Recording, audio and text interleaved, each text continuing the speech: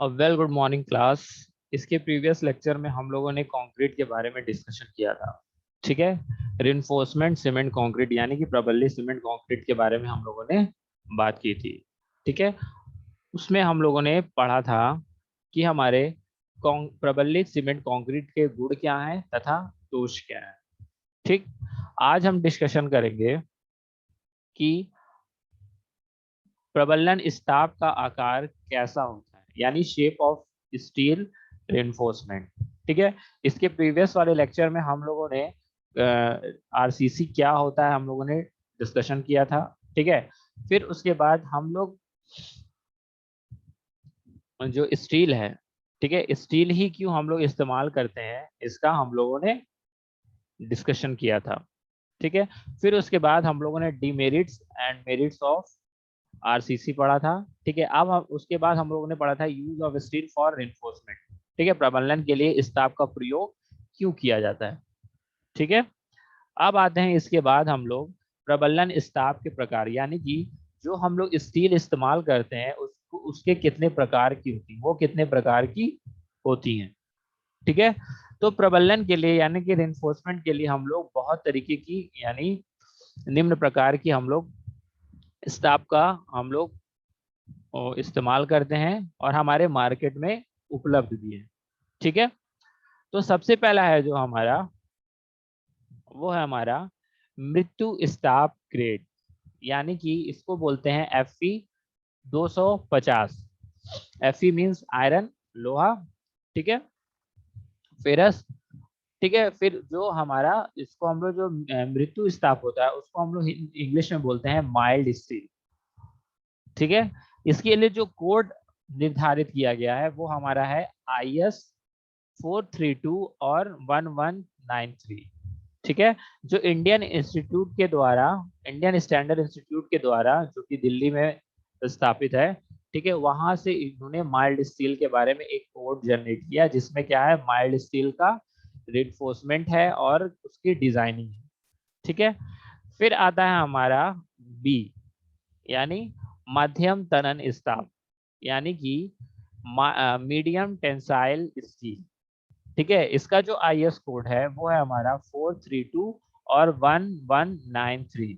ठीक है, फिर आता है सी, उच्च तनन स्टाफ यानी हाई टेंसाइल स्टील। ठीक है, उसका जो IS कोड है वो है IS 1139।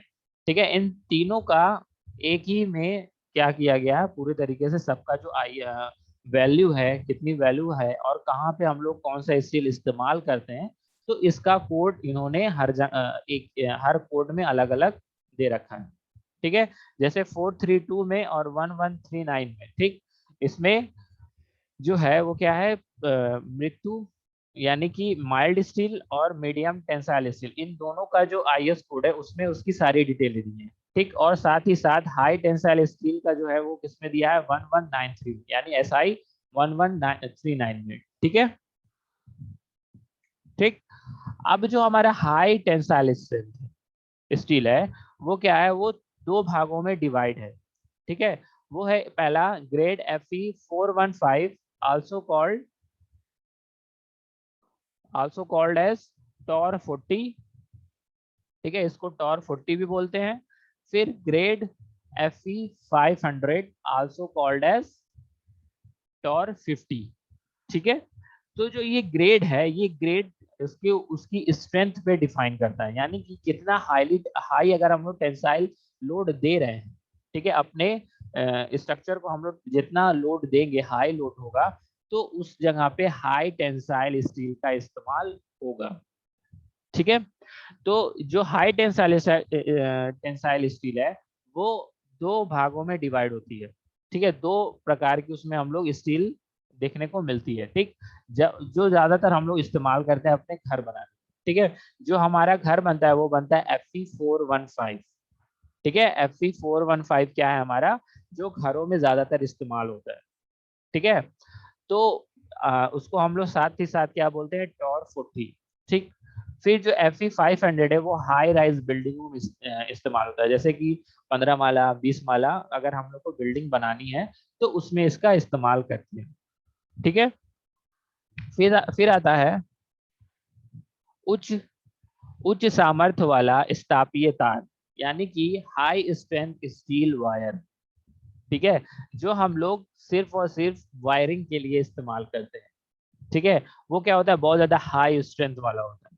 ठीक है, उसकी जो सामर्थ्यता होती है वो क्या होती है, बहुत ज्यादा होती है, यानी मजबूती है, मजबूती वाला बहुत ज्यादा होता है। ठीक है, और उसके ऊपर जितना लोड लगाएंगे वो अपना तार की ओर खींचा चला जाता है। ठीक है, खींचता रहता है वो।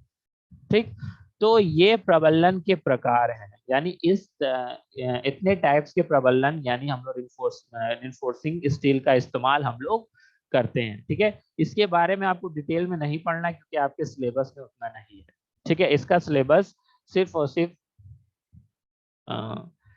सिविल इंजीनियरिंग स्टूडेंट को पढ़ना है।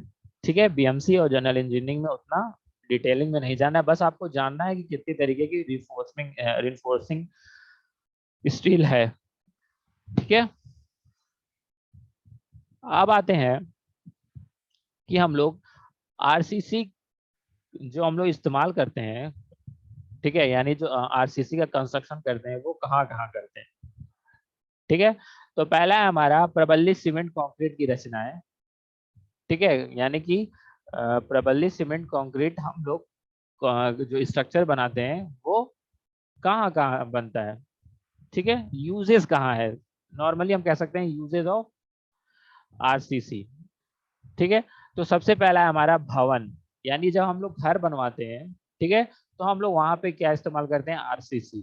ठीक है, नॉर्मली है कि जब भी हम लोग घर बनवाते हैं तो छड़ का इस्तेमाल करते हैं, सीमेंट का इस्तेमाल करते हैं, बालू का इस्तेमाल करते हैं। ठीक है, और गिट्टी का इस्तेमाल करते हैं। ठीक, तो जब हम लोग घर में इस्तेमाल करते हैं तो किस किस रूप में हम लोग बनाते हैं, पहला है धरन। धरन मतलब होता है बीम। ठीक है, जब बीम बनती है तो उसमें हम लोग आरसीसी का इस्तेमाल करते हैं। ठीक है, स्लैब बनाना हो, ठीक है, स्लैब अगर छत डालना हो तो क्या, वो क्या हम लोग किससे बनाते हैं, आरसीसी से। ठीक है, फिर स्तंभ यानी कॉलम बनाना हो तो कॉलम भी हम लोग इसे आरसीसी से ही बनाते हैं। ठीक है, कैंटिलीवर, ठीक है, कैंटिलीवर बीम बनाना है हमको, यानी एक तरफ फिक्स रहेगा और दूसरी तरफ फ्री रहेगा। ठीक है, जिस जिस प्रकार जैसे क्या हो गया हमारा, छज्जा हो गया। ठीक है, तो इस प्रकार की अगर हमको बीम बनाना है तो हम उसका इस्तेमाल कर आरसीसी का इस्तेमाल करते हैं। ठीक है, न्यू बनाना हो, ठीक, जब हम लोग न्यू बनाते हैं तो नीचे का हम लोग जाली बनाते हैं, जाली के बाद उसके ऊपर स्लैब बनाते हैं, फिर उसके बाद क्या उसके ऊपर हम लोग स्तंभ खड़ा करते हैं। ठीक है, कॉलम खड़ा करते हैं। ठीक, तो उसमें हम लोग आरसीसी का इस्तेमाल करते हैं। ठीक है, जीना यानी सीढ़ी अगर बनाना है, स्टेयर बन रही है, ठीक है, सीढ़ी में भी हम लोग छड़ का इस्तेमाल करते हैं और साथ ही साथ कंक्रीट का भी इस्तेमाल करते हैं। ठीक, तो इस रूप में हम लोग भवन निर्माण में आरसीसी का इस्तेमाल करते हैं। ठीक है, फिर दूसरा है पानी के टैंक, यानी अगर हमको पानी का टैंक बनाना है। ठीक है, देखे होंगे आपके आसपास में वाटर टैंक बनता है। ठीक है, ओवरहेड टैंक होता है, जो ओवरहेड टैंक होता है जो बड़ी सी टंकी हम लोग को दिखाई देती है, गोल सर्कुलर वाली। ठीक है, छत के स्लैब, अगर हमको छत स्लैब बनाना है, ठीक है, तो उसमें हम लोग कंक्रीट का इस्तेमाल करते हैं, सॉरी, आरसीसी का इस्तेमाल करते हैं। ठीक है, कोई भी टैंक बनाना हो तो भी उसमें हम लोग उसमें इस्तेमाल करते हैं। ठीक है, फिर हमको आधार किसी का बनाना हो, बेस, ठीक है, किसी का भी बेस बनाना हो तो हम लोग उसका इस्तेमाल आरसीसी का करते हैं। ठीक है, फिर पाइप, पाइप में, ठीक है, पाइप अगर हम लोग बना रहे हैं, ठीक है, या नाला बना रहे हैं, ठीक है, तो उसका हम लोग इस्तेमाल आरसीसी का इस्तेमाल करते हैं। ठीक है, फिर क्या है, फुटिंग, यानी कि हमारा न्यू जो बनता है। ठीक, फुटिंग का मतलब होता है जब न्यू ऊपर तक आ जाती है फिर उसके ऊपर से जो बीम जाती है। ठीक है, तो उसमें हम लोग इस्तेमाल करते हैं। ठीक, फिर न्यू का गुंबद, यानी कि जब हम लोग न्यू फाउंडेशन बनाते हैं, ठीक है, गुंबद बनाते हैं, ठीक, जैसे मंदिर का जैसे गुंबद टाइप का स्ट्रक्चर बनता है, मस्जिद का गुंबद टाइप स्ट्रक्चर बनता है, तो उसमें भी हम लोग आरसीसी का इस्तेमाल करते हैं। ठीक है, फिर नेक्स्ट आता है कारखानों की चिमनी। चिमनी अगर हम लोग बना रहे हैं तो उसमें इसमें इस्तेमाल करते हैं। साइलोसिस में, साइलोस में, ठीक है, उसका इस्तेमाल करते हैं हम लोग आरसीसी का। ठीक है, प्रतिधारक दीवारें यानी कैंटिलीवर वॉल, ठीक है, उसमें भी हम लोग आरसीसी का इस्तेमाल करते हैं। ठीक है, संग्रह टैंक, यानी कि ऐसा टैंक जहाँ से क्या हो, पूरा जो नालियों का जो कनेक्शन होता है वहां पे, जहाँ पे वो पूरा गिरे। ठीक है, जितनी भी शहर की नालियां होती है जहाँ, वहां पे क्या होगा, एक जगह संग्रह यानी कलेक्शन, ठीक है, कलेक्शन टैंक। ठीक है, तो जितने भी नालियां हैं उसका क्या होगा, एक ही पॉइंट होगा कलेक्शन का। तो वहां का जो कलेक्शन जो टैंक होता है वो भी किससे बनता है, आरसीसी का। ठीक है, फिर आता है रेलवे स्लीपर। रेलवे ट्रैक के जो नीचे स्लीपर रखा जाता है, ठीक है, जो देखे होगे तुम लोग, आरसीसी का बना रहता है। ठीक है, तो उसका इस्तेमाल किया जाता है। ठीक, फिर है जलीय संरचनाएं, यानी कि वाटर स्ट्रक्चर। वाटर में जितने भी स्ट्रक्चर बनाए जाते हैं उसको बोलते हैं जलीय संरचनाएं। ठीक, जैसे पुल, पुल में भी हम लोग आरसीसी का इस्तेमाल करते हैं। पुलिया अगर बना रहे, छोटा चीज है, पुल है, छोटा सा पुल है, ठीक है, ज्यादा नहीं, 2 फीट का, 3 फीट का, 4 फीट का, ठीक है, तो उसमें भी हम लोग इस्तेमाल करते हैं। ठीक है, जल सेतु, यानी जल को एब्जॉर्ब करने वाला कोई चीज बना रहे हैं। ठीक है, गोदी कार, यानी कि अगर हम लोग वाटर में कोई स्ट्रक्चर बना रहे हैं, रिवर में। ठीक है, साइफन, साइफन देखे होगे तुम लोग, जो टॉयलेट वॉयलेट में लगा रहता है, उसी शेप का बनाना रहता है, तो हम लोग आरसीसी का इस्तेमाल करते हैं। ठीक है, जल विद्युत उत्पादन निर्माण, यानी कि जितना भी अगर हमको वाटर का इलेक्ट्रिसिटी जनरेट करने के लिए, वाटर इलेक्ट्रिसिटी जनरेट करने के लिए, प्रोडक्शन करने के लिए जब हम उसका निर्माण करते हैं तो हम लोग आरसीसी का ही इस्तेमाल करते हैं। ठीक है, फिर क्या, सुरंग बनाना हो, कोई हमको गुफा बनाना हो, ठीक, तो उसका हम लोग आरसीसी का इस्तेमाल करते हैं। ठीक है, फिर आता है कुंड, यानी कोई भी हम लोग को छोटा सा कुंड बनाना है। ठीक है, मान लो हम लोग को नाला ही बनाना है, ठीक है, हम लोग कुआं बनाना है, तो उसमें हम लोग इस्तेमाल करते हैं। चैनल बनाना है, नालियां बनाना है, ठीक है, तो हम लोग उसका इस्तेमाल करते हैं, आरसीसी का इस्तेमाल करते हैं। तो इन इन तरीकों से हम लोग आरसीसी कंस्ट्रक्शन करते हैं। ठीक है, इन इन जगह पे हम लोग कंस्ट्रक्शन करते हैं। ठीक है, फिर आता है प्रबलन स्टाफ का आकार, यानी शेप ऑफ स्टील रिइंफोर्समेंट। ठीक है, शेप ऑफ स्टील रिइंफोर्समेंट, यानी जो स्टील होती है उनका शेप कौन कौन सा होता है। ठीक है, तो सबसे पहला है हमारा ए, गोल छड़े, यानी कि जो छड़े होती हैं उनका जो शेप होता है वो कैसा होगा, गोल। ठीक है, ये क्या करती हैं, पहला है इसमें प्रतिबलों का संकेंद्रण रोकने के लिए प्रबलन स्टाफ के अवयव का खंड न्यूनतम होना चाहिए। यानी कि अगर जो उसके हमारा जो प्रतिबल है, यानी जो फोर्सेस है, जो लोड है, ठीक है, उसका जो सेंटर है उसको रोकने के लिए, ठीक है, प्रबलन स्टाफ का जो अवयव खंड है वो क्या होना चाहिए, 0 होना चाहिए। यानी कि प्रबलन, यानी जो हम प्रबलन के लिए रिइंफोर्समेंट स्टील का इस्तेमाल कर रहे हैं, ठीक है, उसका जो कंपोनेंट है उसका हर एक एक खंड में क्या होना चाहिए, उसका 0, यानी न्यूनतम होना चाहिए, 0 होना चाहिए, ताकि वो जो लोड रहे वो क्या करे, आसानी से एब्जॉर्ब कर ले। ठीक है, जितना भी उस स्टील के अंदर कंपोनेंट है उसका जो खंड है, यानी कि उसके जो स्पेस है या उसके जो ग्रेन्स हैं, वो क्या होना चाहिए, उसके अंदर कोई भी होल्स नाम की कोई चीजें नहीं होनी चाहिए। अगर उसके ऊपर लोड लगेगा तो वो चिपक जाएगा। ठीक है, तो इसीलिए उसके अंदर हमारा जो खंड है वो क्या होना चाहिए, शून्य होना चाहिए, उसके अंदर ना कोई भी छेद नहीं होना चाहिए, उसके अंदर ना ग्रेन होना चाहिए। ठीक है, स्टाफ की पत्ती, यानी जो स्टाफ स्टील की जो फ्लैट पत्तियां होती हैं, ठीक है, तथा एंगल, यानी जो उसके एंगल पर गोल छड़ की तुलना में अभिलंब कम होता है। यानी कि जो देखोगे तो अगर अगर हम लोग राउंड, अगर हम लोग छड़ का इस्तेमाल कर रहे हैं गोल, तो जो उसके ऊपर लोड आएगा तो उस तीनों तरफ वो क्या करेगा, चारों तरफ अपने पूरे सराउंडिंग, ठीक है, राउंड है ना, पूरे सराउंडिंग वो क्या करेगा, लोड को बियर कर लेगा। लेकिन अगर हम लोग रेक्टेंगुलर ही, अगर हम लोग देखिए रेक्टेंगुलर शेप का अगर हम लोग इस्तेमाल करें, तो वो क्या होगा, उसके ऊपर ही की तरफ सिर्फ लोड जाएगा। ठीक है, उसके सराउंडिंग नहीं जाएगा नीचे की ओर, तो वो वैसे के वैसे बना रहेगा।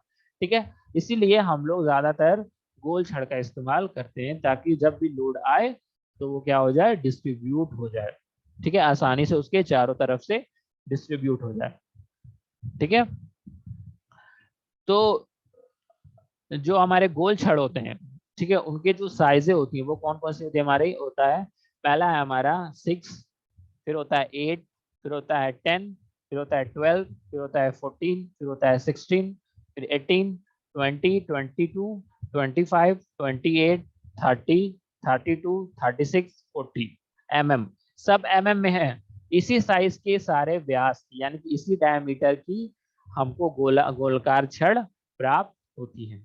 ठीक है, इसके अलावा नहीं होती।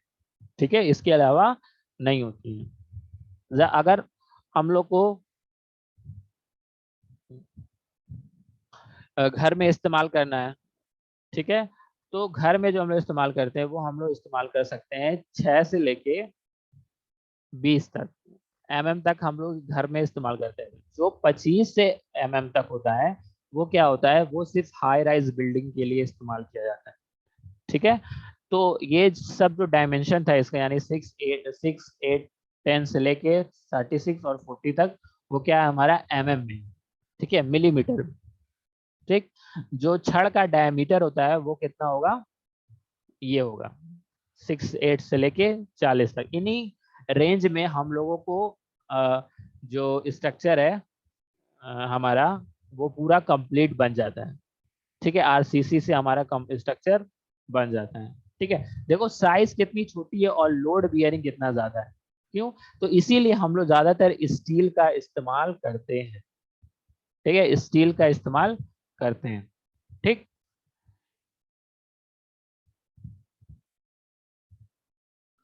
अब आता है विपरीत छड़ें यानी कि डिफॉर्म बार्स।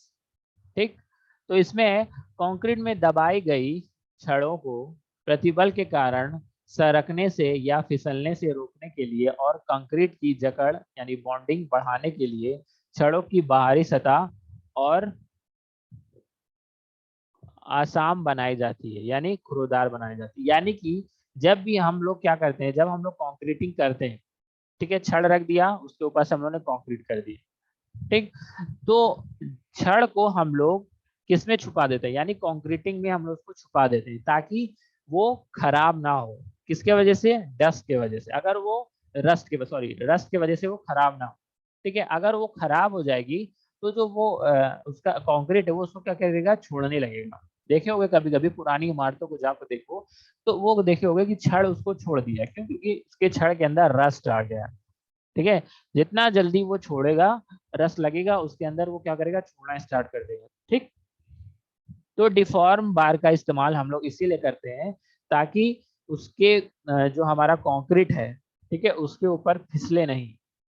ठीक है, कंक्रीट फिसले नहीं, और जो पकड़ है, ठीक है, कंक्रीट की जो बॉन्ड है वो क्या करे, अच्छी तरीके से पकड़े रहे, इसलिए हम लोग डिफॉर्म बार का इस्तेमाल करते हैं। ठीक है, और जो उसकी बाहरी सतह होती है वो कैसी होती है, थोड़ी सी खुरदरा होता है। ठीक है, यानी आसाम यानी प्लेन नहीं होता, थोड़ा रफ टाइप का होता है। ठीक है, ये छड़ों के प्रयोग से 40% प्रबलन स्टाफ की बचत होती है। यानी कि अगर हम लोग डिफॉर्म बार का इस्तेमाल कर रहे हैं, ठीक है, अगर हम लोग डिफॉर्म बार का इस्तेमाल कर रहे हैं तो 40% हम लोगों की जो प्रबलन स्टाफ है यानी स्टील है, स्टील का इस्तेमाल हम लोग कर रहे हैं वो 40% बच जाएगी।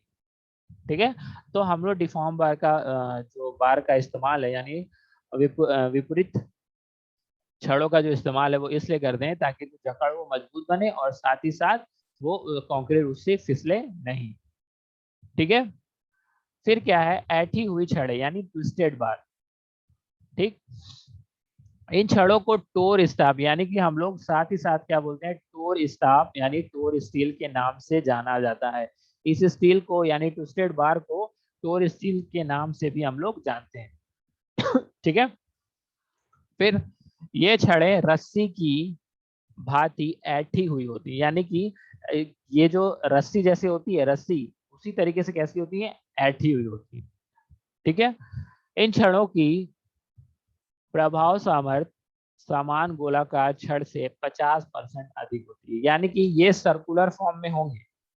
ठीक है, ये सर्कुलर फॉर्म में होंगे, लेकिन ये क्या होंगे, थोड़ा सा ऐठे हुए होंगे।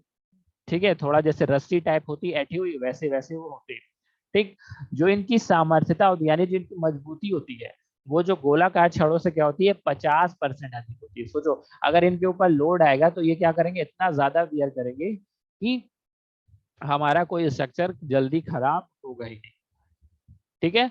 तो टोर और ट्विस्टेड बार सेम होता है, सेम गोलाकार होगा, लेकिन थोड़ा सा क्या होगा, ऐठापन होगा, और जो इसकी स्ट्रेंथ होगी वो कैसी होगी, 50% अधिक होगी।